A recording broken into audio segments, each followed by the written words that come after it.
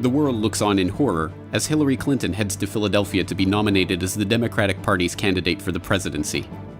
Yet still, the leading lights of the so-called progressive movement argue that it is the left's duty to vote for this neocon warmonger. But the consequences of this strategy may well lead directly to nuclear war. This is the GRTV Backgrounder on grtv.ca. Hillary Rodham Clinton is a Wall Street-backed warmonger whose potential election as President of the United States this November poses an existential threat, not just to Americans, but to all of humanity. As First Lady, and then as Senator, she actively supported the U.S.'s illegal wars of aggression abroad. Today, our armed forces joined our NATO allies in airstrikes against Serbian forces responsible for the brutality in Kosovo. You know, I voted for the Iraqi resolution. The president understands this. He's fully aware that it's going to take a lot of patience and painstaking planning, and we're going to support him. Including thousands of chemical weapons, large volumes of chemical and biological stocks, a number of missiles and warheads, a major lab equipped to produce anthrax. She not only admitted the U.S. role in creating al-Qaeda. When the Soviet Union invaded Afghanistan, we had this brilliant idea that we were going to come to Pakistan and create a force of mujahideen, equip them with Stinger missiles and everything else to go after the Soviets inside Afghanistan. But then, despite this admission, as Secretary of State, her support of the war on Libya and the jihadis in Syria directly led to the rise of ISIS and the migrant crisis in Europe. The transition to democracy in Syria has begun, and it's time for Assad to get out of the way. President Assad is not indispensable, and we have absolutely nothing invested in him remaining in power. I think that based on definitions of war criminal and crimes against humanity, there would be an argument to be made that he would fit into that category. Libya was a different kind of calculation, and we didn't lose a single person. We came, we saw, he died. Did it have anything to do? She was the one who announced the U.S.'s so-called Asia-Pacific pivot that has seen more U.S. military forces being placed in the Asia-Pacific as a direct military threat to China. And we look to the Asia-Pacific region, as we have for many decades, as an area where the United States is uniquely positioned to play a major role. The United States is not ceding the Pacific to anyone. And she has stated in no uncertain terms that Russia and Iran will be militarily targeted in a Clinton presidency, and that the nuclear option is, as always, on the table. And we will make sure the Iranians and the world understand that the United States will act decisively if necessary, including taking military action.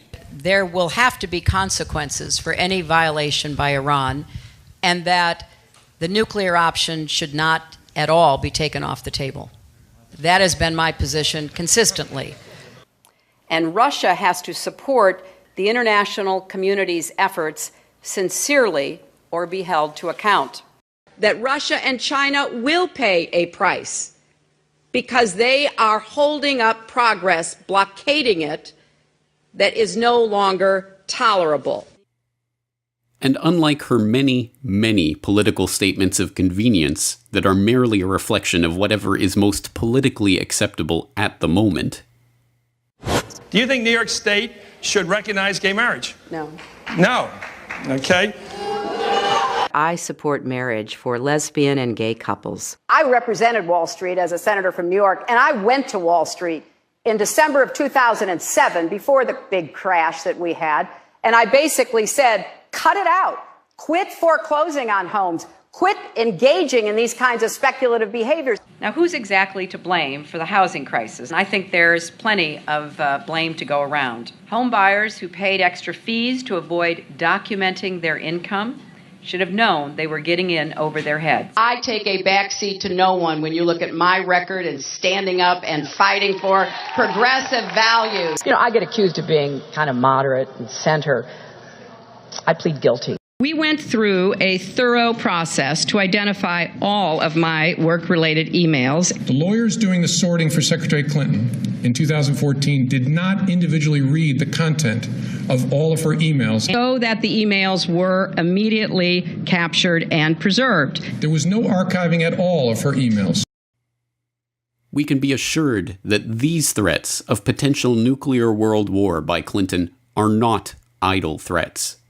A future Clinton president would be assured of a like mind in the new Prime Minister in the UK, who has stated in no uncertain terms that she is willing to launch a nuclear strike that would kill hundreds of thousands. Let me congratulate the Prime Minister on her new role. But can we cut to the chase? Is she personally prepared to authorise a nuclear strike that could kill 100,000 innocent men, women and children? Yes. And I have to say to the honourable gentleman, the whole point of a deterrent is that our enemies need to know that we would be prepared to use it. Hillary Clinton is a neocon, a war hawk, a liar, an unindicted criminal, and a Wall Street puppet.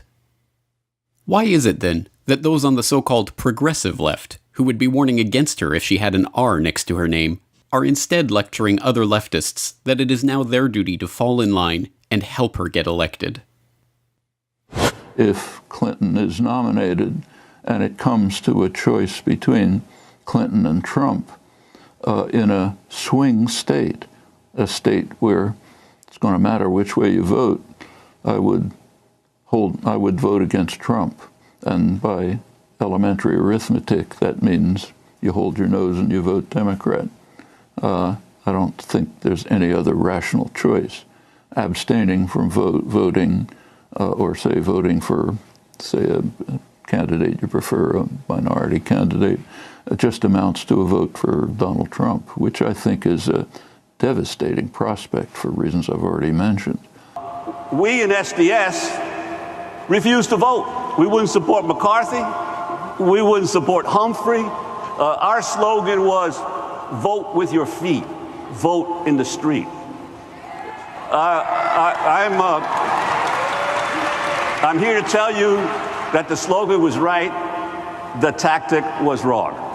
I think that the country, in retrospect, there would not have been a substantive change, there would have been a positive change if Nixon had not been elected. But you learn from your mistakes. Hopefully other generations learn from the mistakes of those who came before them. We're all here today because we're with her, and we're going to work our hearts out to make Hillary Clinton the next president of the United States. She will be the Democratic nominee for president. And I intend to do everything I can to make certain she will be the next president of the United States. The message here is as clear as it is predictable and disappointing. Once again, those with the influence to shape these events and ignite a genuine protest movement against Hillary's coronation at the Democratic National Convention are falling back into their roles as partisan ideologues, advocating for their candidate over the other side, taking the two-party system as a fait accompli and complicity with that system as the only way forward. But as Michelle Chossudovsky of globalresearch.ca points out, this election is fundamentally different.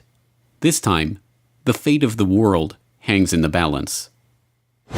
In so many words, Hillary Clinton's foreign policy stance is, quote unquote, to blow up the planet. She has made statements to the effect that a first strike nuclear attack against Russia or Iran is on the table, so that if she is in the White House, she could in fact unleash the unspoken, which is World War III. I think this is something we have to address, both in terms of analysis, but in terms of political choice, so that anybody who wants to blow up the planet is not progressive.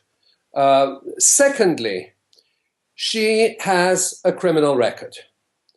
not only in regards to the email scandal, but also in relation to the Clinton Foundation, which is involved in fraud, money laundering, political cronyism, etc. It is amply documented. So that, in effect, the choice for the American people is to elect a war criminal. Too many people become attached to the personality of these political personas, or fixated on the D or the R after their name. This clouds their judgment and stops them from seeing their policies and agenda for what they really are. As Diana Johnstone, author of Queen of Chaos, The Misadventures of Hillary Clinton, points out, Hillary is best understood not as a person, but as the instrument for the think tanks, Wall Street financiers, and other connected insiders who want to embroil the United States in more illegal wars and plunder the country and its people even further. I mean, Hillary to me is not even an interesting person. She is simply a shallow, ambitious woman who has decided to make herself the instrument of the Washington think tank persuasion, and is using that to pose as a great expert on world affairs, to be elected as president. She simply is the embodiment of all that is terrible in American foreign policy that has developed over the past decades. It is no hyperbole to say that the election of Hillary Clinton as president this November would be one of the greatest tragedies in the history of the United States, and perhaps the world. It is incumbent on people of all stripes, American and non-American, Republican and Democrat, progressive and libertarian, anarchists, and those who have never thought about politics a day in their life, to protest her nomination at the Democratic National Convention, work against her campaign for president, and avert the nuclear nightmare that is now coming into view.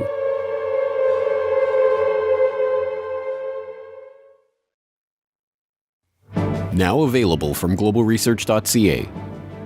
The threat of nuclear war. The destabilization of foreign countries. The movement to resist this worldwide aggression.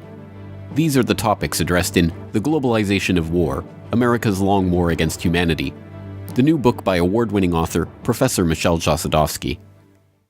America's hegemonic project in the post-9/11 era is the globalization of war, whereby the US-NATO military machine, coupled with covert intelligence operations, economic sanctions, and the thrust of regime change, is deployed in all major regions of the world.